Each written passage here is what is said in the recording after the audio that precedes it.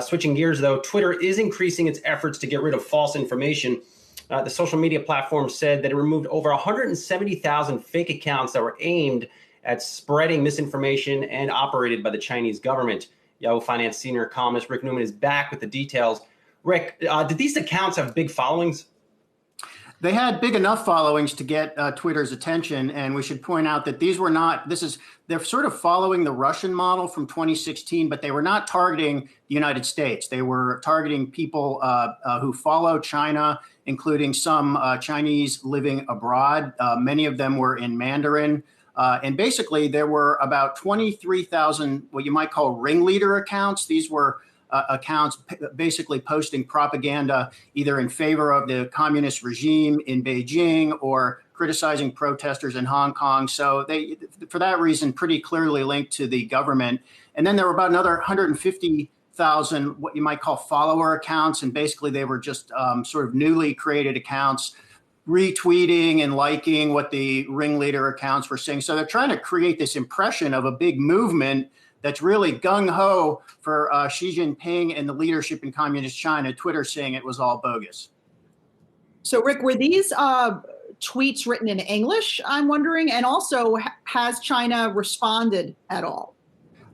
They were not mostly in English, and they were in Mandarin, but they were in a bunch of languages. I mean, so trying to reach people who are following what's going on in China in a bunch of different ways. Worth pointing out, Twitter is banned in China, so it was not targeted at people using Twitter in China itself. It was targeted to people in Hong Kong, where people do have access to Twitter, and other areas. So basically, they're just using this as a propaganda tool to try to generate more support for hardline policies coming out of Beijing toward Hong Kong and other issues. And Twitter put the kibosh on it. Rick, how does this fly under the radar of Twitter? The people inside the company monitoring the platform. These are a lot of accounts here.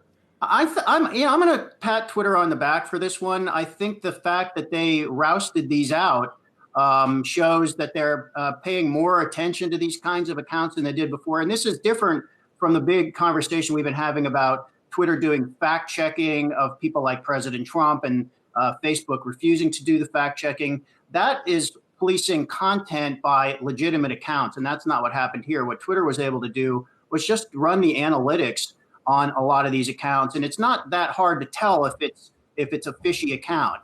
For one way you can tell is if one computer creates a bunch of different accounts. So it looks like you're kind of creating a bot network.